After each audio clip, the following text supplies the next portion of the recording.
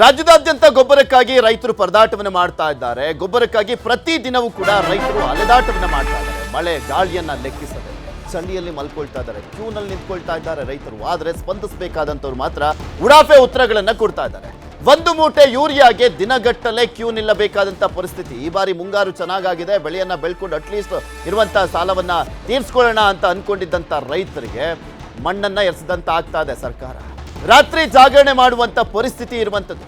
ಬಿತ್ತನೆ ಮಾಡಿ ಗೊಬ್ಬರ ಇಲ್ಲದೆ ರೈತರು ಸಂಕಷ್ಟವನ್ನ ಎದುರಿಸ್ತಾ ಇದ್ದಾರೆ. ಗೊಬ್ಬರ ಕೊಡಿ ಅಂತ ಗೋಳಿಡ್ತಾ ಇದ್ದಾರೆ ರೈತರು. ಸಚಿವರು ಮಾತ್ರ ಉಡಾಫೆ ಉತ್ತರವನ್ನ ಕೊಡ್ತಾ ಇದ್ದಾರೆ. ಹಾಗೆ ಕೇಂದ್ರ ಸರ್ಕಾರದ ಮೇಲೆ ಎತ್ತಾಕುವಂತ ಕೆಲಸ. ಇನ್ನು ಬಿಜೆಪಿ ನಾಯಕರು ರಾಜ್ಯ ಸರ್ಕಾರದ ಮೇಲೆ ಎತ್ತಾಕುವಂತ ಕೆಲಸ.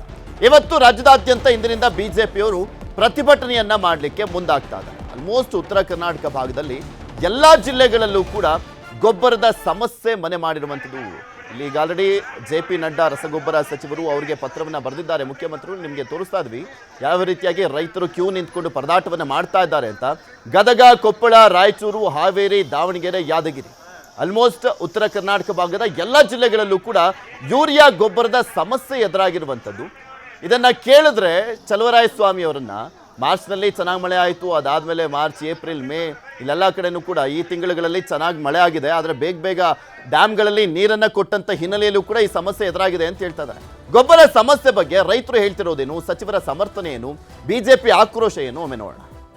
3 ದಿನ ಆತ ಅಡ್ಡಾಡಕತ್ತೀವಿ ಅಂದ್ರೂ ಸಿಗಾಕತ್ತಿಲ್ಲ. ಅರ್ಧ ಮಂದಿ ಕೊಡ್ತಾರೆ, ಅರ್ಧ ಮಂದಿಗೆ ಆತಂತೇಳಿ ಹೇಳ್ಬಿಡ್ತಾರೆ. ಇವತ್ತು ನಾವು ಲೈನ್ಲಿ ನಿಂತು ತಗೋಬೇಕಾದ್ರೆ 3 ಚೀಲ 4 ಚೀಲ 5 ಚೀಲ 10 ಚೀಲ ಕೊಡ್ತಾರೆ. ಒಳಗ್ಲಿದ್ದ ಬಂದವನಿಗೆ 50 ಚೀಲ 100 ಚೀಲ 200 ಚೀಲ 300 ಚೀಲ.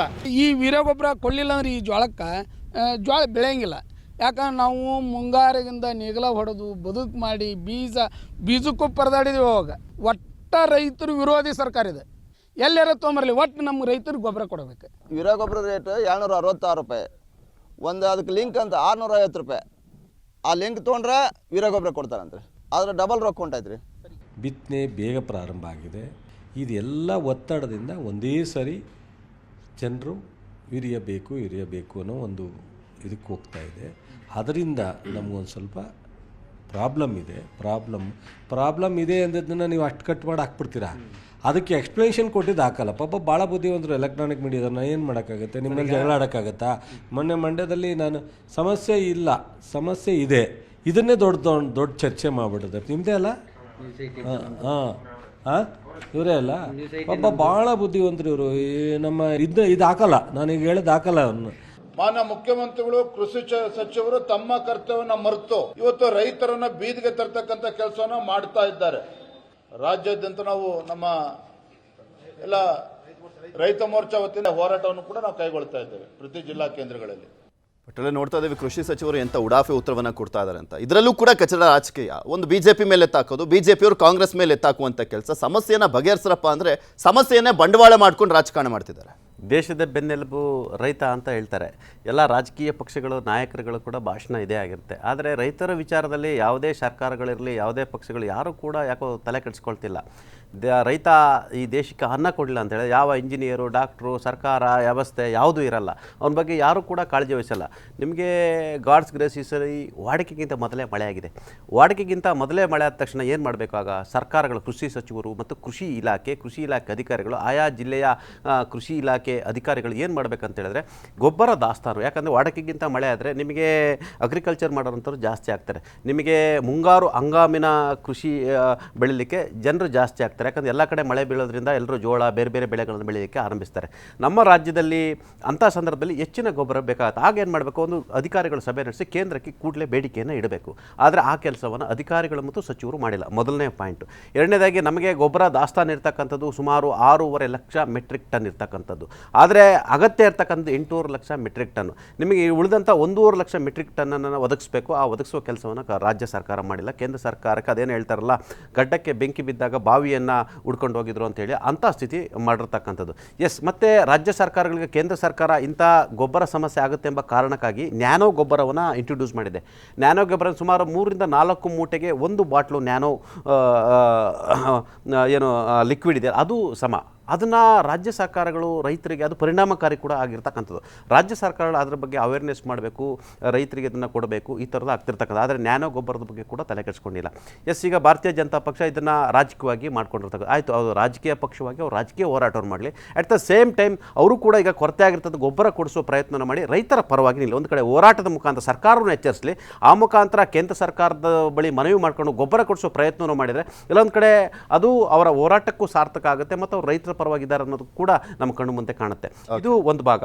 ಮತ್ತೊಂದು ಕಡೆ ನಿಮಗೆ ಗೊಬ್ಬರ ಇದೆಯಲ್ಲ, ದೊಡ್ಡ ದೊಡ್ಡ ಶ್ರೀಮಂತರಿಗೆ ದೊಡ್ಡ ಲಾಬಿ ಇದೆ. ನಿಮ್ಗೆ ತಿಳ್ಕೊಳ್ಳಿ, ಎಲ್ಲ ಗೊಬ್ಬರದ ಡಿಪೋಗಳಲ್ಲಿ ಆಯಾ ಲಾಬಿಗಳ ಕಾರಣಕ್ಕಾಗಿ ಅವ್ರಿಗೆ ಎಷ್ಟು ಬೇಕಷ್ಟು ಮೂಟೆಯನ್ನು ಮೊದಲೇ ಬಂದ ತಕ್ಷಣ ಸ್ಟಾಕ್ ಬಂದ ಕೂಡಲೇ ಅವರವರ ಎಸ್ಟೇಟ್ಗಳಿಗೆ ಅವರವರ ಏರಿಯಾಗಳಿಗೆ ಹೊಡೆದ್ಬಿಡ್ತಾರೆ. ಆಮೇಲೆ ಇದು ಖಾಸಗಿ ಕಾರ್ಖಾನೆಗಳು ಕೂಡ ಗೊಬ್ಬರ ಹೋಗ್ತಕ್ಕಂಥದ್ದು. ಹಿಂದೆ ಬಿ ಸಿ ಪಾಟೀಲ್ ಇದ್ದಂಥ ಸಂದರ್ಭದಲ್ಲಿ ಕೋಲಾರ ಸೇರಿದಂಥ ಅನೇಕ ಕಡೆ ರೇಡನ್ನು ಮಾಡಿದ್ರೆ ಆಗ ಗೊಬ್ಬರವನ್ನು ಸ್ಟಾಕ್ ಇಟ್ಕೊಂಡಿದ್ದು ಸೀಜ್ ಆಗಿದ್ರು, ಅದನ್ನು ಮತ್ತು ಅವ್ರ ಮೇಲೆ FIR ಕೂಡ ಆಗಿದ್ರು. ಹಾಗಾಗಿ ಸರ್ಕಾರ ಇದರಲ್ಲಿ ಎಡವಿದೆ, ಅದನ್ನು ತಾವು ಒಪ್ಕೋಬೇಕು. ಆ ಮುಖಾಂತರ ರೈತರ ಬೆನ್ನೆಲಿಗೆ ನಿಲ್ಲಬೇಕಂತ ಹೇಳಿದ್ರೆ ಸರ್ಕಾರ ಕೂಡಲೇ ಕೇಂದ್ರ ಸರ್ಕಾರಕ್ಕೆ ಈಗ ಪತ್ರವನ್ನು ಬರೆದೆ, ಮನವಿಯನ್ನು ಮಾಡಿದೆ. ಇದಕ್ಕೆ BJPಯವರು ಕೂಡ ಹೋರಾಟ ಮಾಡಲಿ, ಅವರು ಸರ್ಕಾರದವನ್ನು ಎಚ್ಚರಿಸಿದ್ದಾರೆ, ಜೊತೆಗೆ ಗೊಬ್ಬರ ಕೊಡಿಸೋ ಪ್ರಯತ್ನವನ್ನು ಮಾಡಲಿ.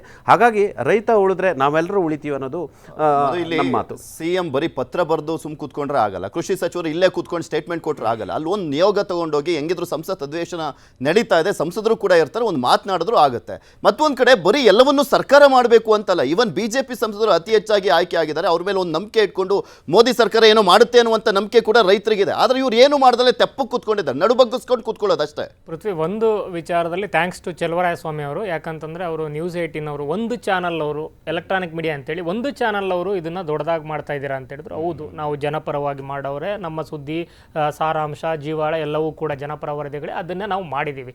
ಅದಕ್ಕೆ ಅವರು ಸಿಟ್ಟಾದರೆ ನಾವೇನು ಮಾಡೋಕ್ಕಾಗಲ್ಲ. We are sorry. And sorry ಮತ್ತೊಂದು ವಿಚಾರಕ್ಕೆ, ಇವರ ಕಾಮನ್ ಸೆನ್ಸ್ ವಿಚಾರಕ್ಕೆ. ಇವರು ಬಾಕಿದೆಲ್ಲ ಹೇಳ್ತಾರಲ್ಲ, ಮಳೆ ಬಂದ್ಬಿಡ್ತು, ಬೇಗ ಜಾಸ್ತಿ ಬಿತ್ತನೆ ಆಗ್ಬಿಡ್ತು. ಸರಿ, ಮಳೆ ಬರುತ್ತೆ ಹೋಗುತ್ತೆ, ಇಂಡಿಯನ್ ಮಾನ್ಸೂನ್ ಅಂದ್ರೆ ಒಂದು ಜೂಜಾಟ ಅಂತ ಕರೀತಾರೆ ಅಂತ ಗೊತ್ತಿರೋ ಮೇಲೆ ಇವರು ಕೃಷಿ ಸಚಿವರಾಗಿ ಜವಾಬ್ದಾರಿಯುತ ಸ್ಥಾನದಲ್ಲಿರೋರು ಇಲಾಖೆ ಅಧಿಕಾರಿಗಳ ಜೊತೆ ಎಷ್ಟು ಮೀಟಿಂಗ್ ಮಾಡಿದ್ದಾರೆ. ಮೀಟಿಂಗ್ ಆದಮೇಲೆ ಇವತ್ತು ಪತ್ರ ಬರೆಸ್ತಾ ಇರುವಂಥದ್ದು ಸಿದ್ದರಾಮಯ್ಯ ಅವ್ರ ಮೂಲಕ ಅಥವಾ CM ಮೂಲಕ ಕೇಂದ್ರಕ್ಕೆ. ಆ ಒಂದು ಪತ್ರವನ್ನು ನಮ್ಗೆ ಇಷ್ಟು ಡಿಮ್ಯಾಂಡ್ ಬೇಕಾಗುತ್ತೆ, ಇಷ್ಟು ಡಿಮ್ಯಾಂಡ್ ಇದೆ, ಇದನ್ನೆಲ್ಲ ಯಾರು ಮುಂಜಾಗ್ರತೆಯನ್ನು ವಹಿಸಬೇಕಾಗಿತ್ತು. ಅದಾದಮೇಲೂ ಕೂಡ ಈ ಒಂದು ಜುಲೈ ಮೊದಲ ವಾರದಲ್ಲಿ ಏನು ಹೇಳಿದ್ರು ಅವರು, ಯಾವುದೇ ಕೊರತೆ ಇಲ್ಲ ಅಂತಂದ್ರು. ಅದಾದಮೇಲೆ ಸ್ವಲ್ಪ ಪ್ರಾಬ್ಲಮ್ ಇದೆ ಅಂತಂದ್ರು. ಅದಾದಮೇಲೆ ಯಾವಾಗ ನ್ಯೂಸ್ 18 ನಿರಂತರವಾಗಿ ಒಂದು 5-6 ದಿವಸ ಇದನ್ನು ಇಡೀ ಕರ್ನಾಟಕ, ಪ್ಯಾನ್ ಕರ್ನಾಟಕ ಎಲ್ಲ ಭಾಗಗಳಿಗೆ ತೋರಿಸ್ತಾ ಬಂತು. ಆಮೇಲೆ ಸ್ವಲ್ಪ ಹೇಳಿಕೆಯನ್ನು ಬದಲಾಯಿಸಿದ್ರು. ಹೇಳಿಕೆಯನ್ನು ಬದಲಾಯಿಸ್ತಲೇ ಸ್ವಲ್ಪ ಬಣ್ಣವನ್ನು ಕೂಡ ಬದಲಾಯಿಸಿದ್ರು. ಒಂದು ಕಡೆ ಸಿಟ್ಟು ಮಾಡ್ಕೋತಾರೆ, ಹಂಗಾದ್ರೆ ಏನು ತೋರಿಸ್ಬಾರ್ದು ಅವರಿಗೆ, ಇವರು ಏನು ಸಮಸ್ಯೆ ಇಲ್ಲ ಅಂತ ತೋರಿಸ್ಬಿಟ್ರೆ ಎಲ್ಲ ಇಲ್ಲೇ ಹೊತ್ತುರಿತಾ ಇದ್ರು, ಏನು ಸಮಸ್ಯೆ ಇಲ್ಲ ಅಂತ ತೋರಿಸ್ಬಿಟ್ರೆ ಶಹಬಾಸ್ ಗಿರಿನಾಥ್. ಸೊ ನಾವು ತೋರಿಸೋರೆ, ಈಗಲೂ ತೋರಿಸೋರೆ, ನಾಳೆನೂ ತೋರಿಸೋರೆ. ನಿಮ್ದು ನಿರ್ಲಕ್ಷ್ಯತನ ಇದೆ, ನಿಮ್ಮ ಇಲಾಖೆಯ ನಿರ್ಲಕ್ಷ್ಯತನ ಇದೆ. ಈಗ ಪಟೇಲ್ ಹೇಳಿದಂತೆ ಈ ಹಿಂದಿನ ಏನು ಸರ್ಕಾರಗಳಿಗೆ ರೈಡ್ ಮಾಡಿದಂತೆ ನೀವು ಮಾಡ್ಬೋದಾಗಿತ್ತು, ಶೇಖರಣೆ ಆಗಿದ್ದಿದ್ರೆ ಅಥವಾ ಬೇರೆ ಸಮಸ್ಯೆಗಳಾಗಿದ್ದಿದ್ರೆ. ಈಗ ನಾವು ಹೇಳ್ತಿಲ್ಲಪ್ಪ, ಸರಿ ಜನ ಹೇಳ್ತಾ ಇದ್ದಾರಲ್ಲ, ಅದಕ್ಕಾದ್ರೂ ಉತ್ತರ ಕೊಡಿ.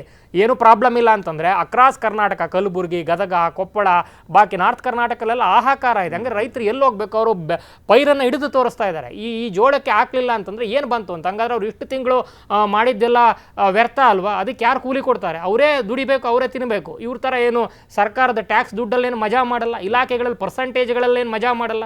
ಇವರು ಅಂತಲ್ಲ, ಯಾವ ಸಚಿವರು ನಾನು ಹೇಳ್ತಾ ಇರುವಂಥದ್ದು, ಇವರು ಸ್ಪೆಸಿಫಿಕ್ ಆಗಿ ಹೇಳ್ತಾ ಇಲ್ಲ.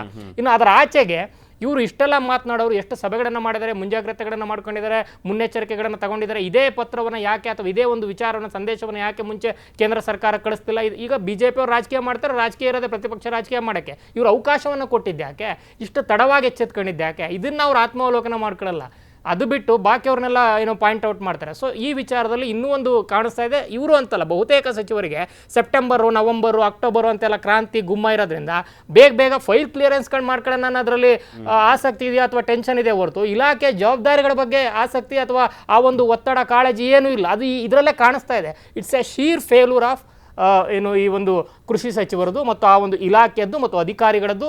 ಇದರಲ್ಲಿ ರೈತರ ಸಮಸ್ಯೆ ಅಂತಲೂ ಹೇಳೋಕ್ಕಾಗಲ್ಲ, ಅದನ್ನು ತೋರಿಸ್ತಾ ಇರುವಂಥ ಮಾಧ್ಯಮದವರ ಸಮಸ್ಯೆ ಅಂತಲೂ ಹೇಳೋಕ್ಕಾಗಲ್ಲ. ಅವರಿಗೆ ಮರ್ಯಾದೆ, ನಾಚಿಕೆ, ಆತ್ಮಗೌರವ ಏನಾದರೂ ಇದ್ದರೆ ಸರಿಯಾಗಿ ಮೊದಲು ಈ ರೀತಿ ಉಡಾಫೆಯ ಮಾತುಗಳನ್ನ ಅದು ಇನ್ನೂ ನೆಕ್ಸ್ಟ್ ಲೆವೆಲ್ಗೆ ಹೋಗಿದ್ರು. ಸಾವಯವ ಕೃಷಿ ಪದ್ಧತಿಯನ್ನು ಉತ್ತೇಜನ ಮಾಡೋದಕ್ಕೆ ನಾವು ಗೊಬ್ಬರವನ್ನು ಕಡಿಮೆ ಮಾಡ್ತೀವಿ ಅಂತ. ಅದನ್ನು ಎಷ್ಟು ಸಾವಯವ ಕೃಷಿ ವಿಚಾರವಾಗಿ ಎಷ್ಟು ಮೀಟಿಂಗ್ಗಳನ್ನು ಮಾಡಿದ್ದಾರೆ ಇವರು, ಯಾವ ಜಿಲ್ಲೆಗೆ ಹೋಗಿ ಎಷ್ಟು ಏನು ಜನರಿಗೆ ಜಾಗೃತಿಯನ್ನು ಮೂಡಿಸುವಂತ ಮಾಡಿದ್ದಾರೆ. ಸರಿ, ಆ ಸಾವಯವ ಗೊಬ್ಬರಕ್ಕೆ ಗೊಬ್ಬರ ಯಾರು ತಂದು ಕೊಡ್ತಾರೆ? ದನ ಯಾರು? ಇವ್ರು ಕೊಡ್ತಾರೆ ಇವ್ರ ಮನೆಯಲ್ಲಿ. ಸೊ ಸಾವಯವ ಗೊಬ್ಬರ ಕೊಡಬೇಕು ಅಂತಂದರೆ ಜೊತೆಗೆ ಇಲ್ಲಿ ಯೂರಿಯಾನು ಕೊಡ್ತಾ ಇಲ್ಲ. ಈ ಸಾವಯವ ಕೃಷಿ ಉತ್ತೇಜನ ಮಾಡಿದ್ರಂತೆ. ಇಂಥ ಹಾಸ್ಯಾಸ್ಪದ, ಇಂಥ ಉಡಾಫೆಯ ಮಾತುಗಳಿಗೆ ಜನ ನಿಜಕ್ಕೂ ಕೂಡ ಏನು ಕೊಡಬೇಕು ಫೀಡ್ಬ್ಯಾಕನ್ನು ಅದನ್ನು ಕೊಟ್ಟಿದ್ದಾರೆ, ಅದನ್ನು ನಾವು ತೋರಿಸಿದ್ದೀವಿ.